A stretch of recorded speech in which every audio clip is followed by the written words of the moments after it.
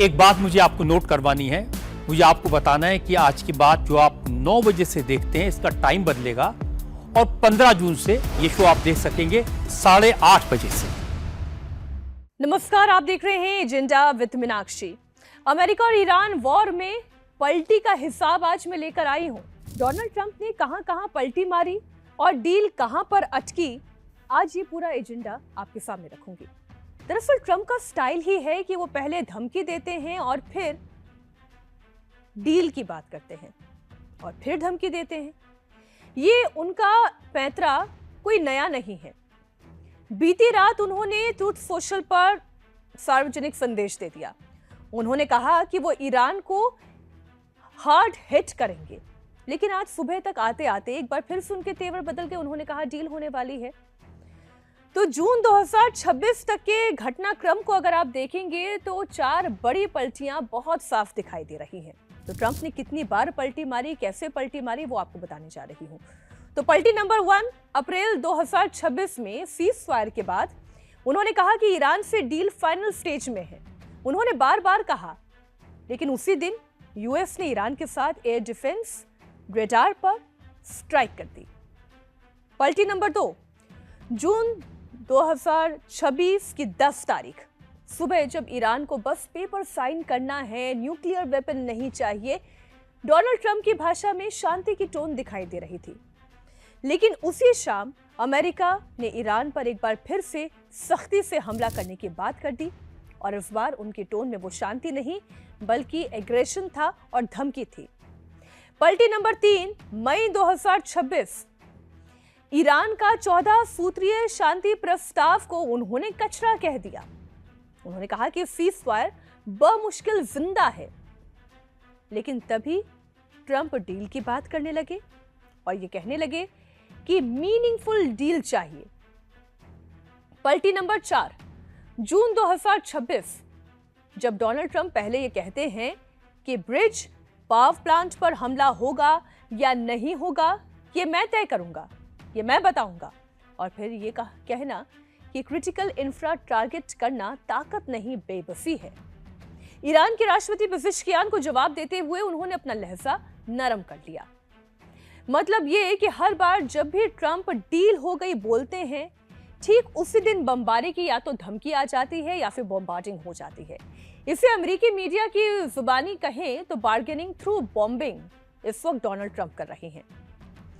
लेकिन सवाल तो ये पैदा होता है कि अमेरिका ईरान डील आखिर कहां फंसी हुई है? क्यों ये दोनों देश किसी डील पर नहीं पहुंच पा रहे हैं? क्यों डोनाल्ड ट्रंप बार बार अपने भाषा को, अपने अंदाज को बदल रहे हैं?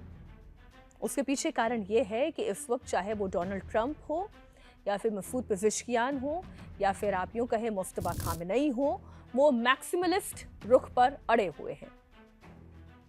पहला बिंदु तो यह है कि परमाणु संवर्धन यानी कि न्यूक्लियर एनरिचमेंट को अमेरिका ये चाहता है कि पूरी तरीके से जीरो कर दिया जाए।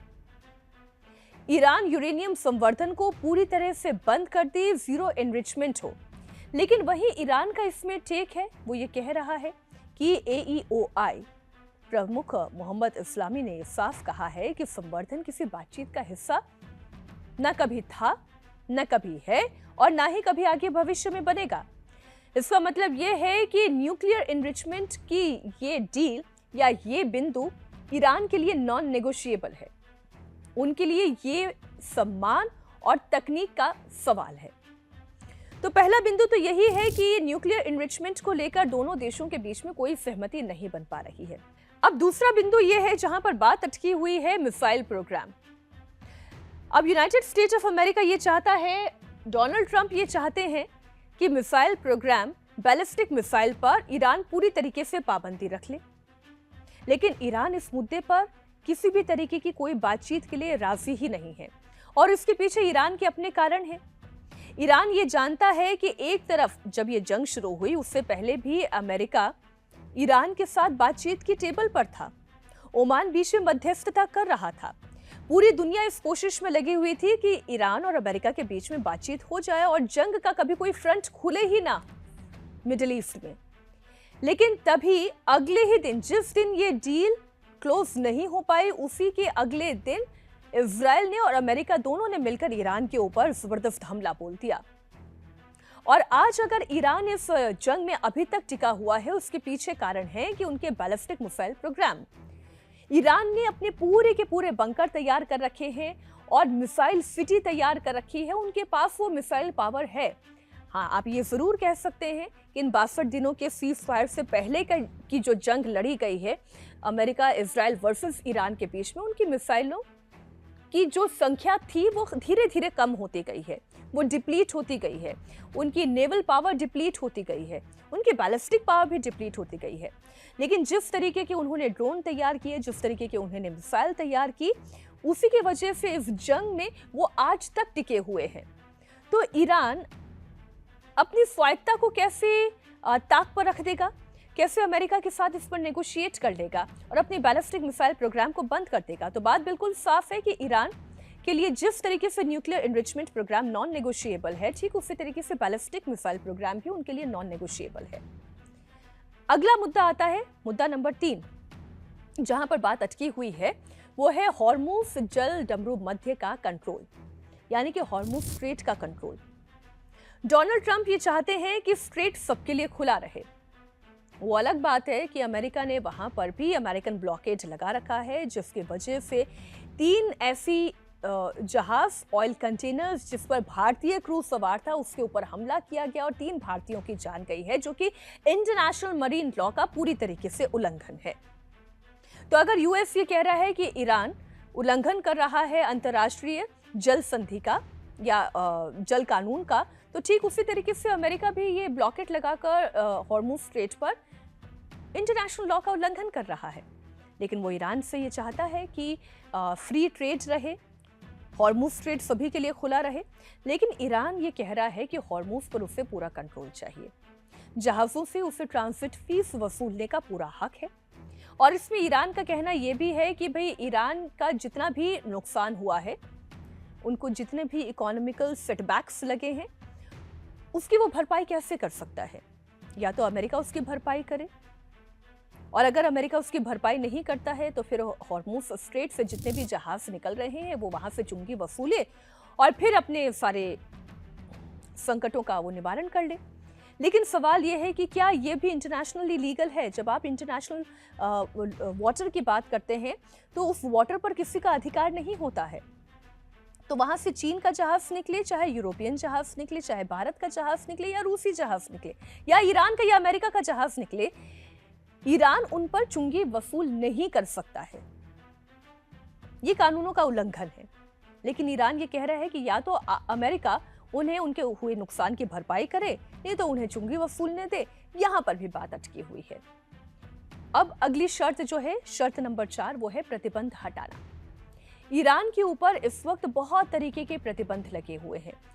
वो ट्रेड नहीं कर सकता, वो देशों के साथ बायलैटरल एग्रीमेंट्स पर नहीं जा सकता, न्यूक्लियर एनरिचमेंट नहीं कर सकता, बैलिस्टिक प्रोग्राम नहीं बना सकता, मिसाइल्स तैयार नहीं कर सकता। इस तरीके के प्रतिबंध उनके ऊपर लगे हुए हैं।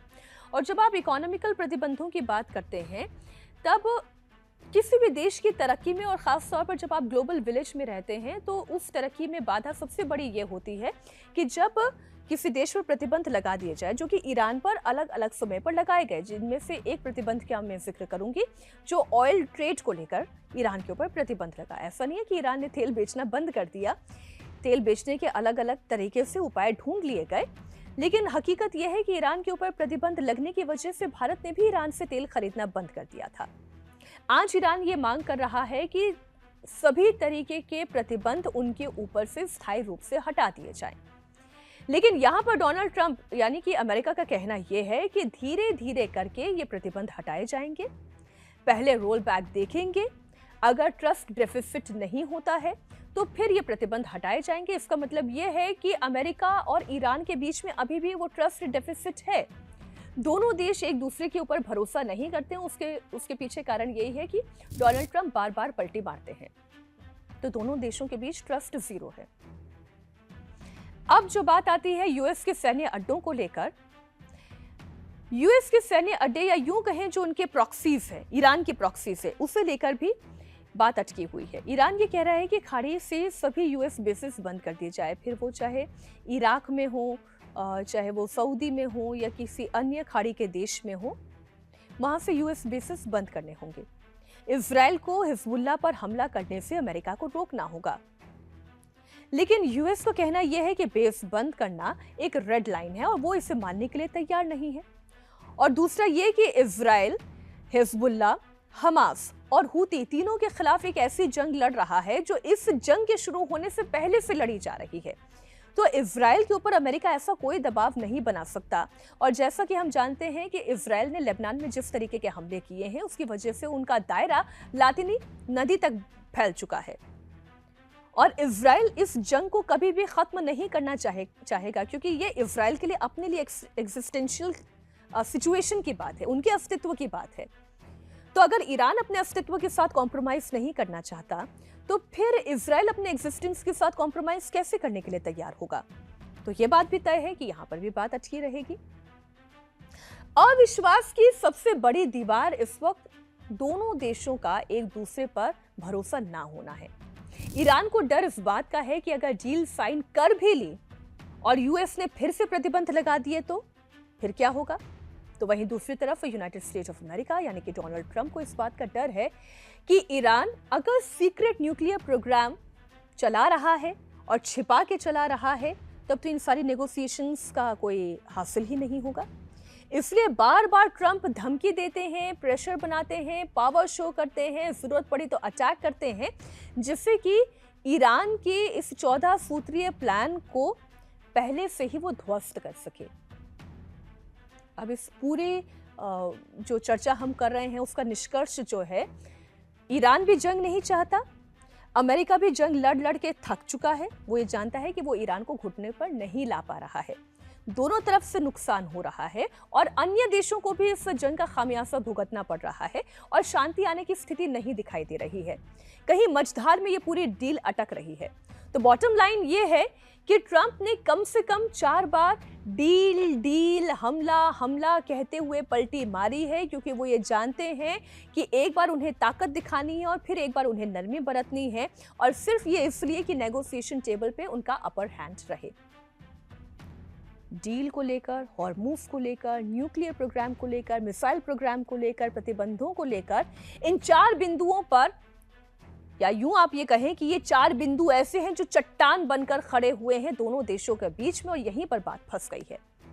जब तक कोई मध्य का रास्ता नहीं निकलेगा, सीज़फायर लाइफ सपोर्ट पर ही चलता रहेगा।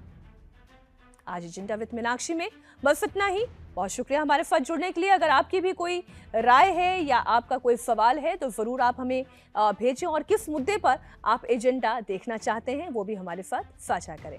बहुत बहुत धन्यवाद।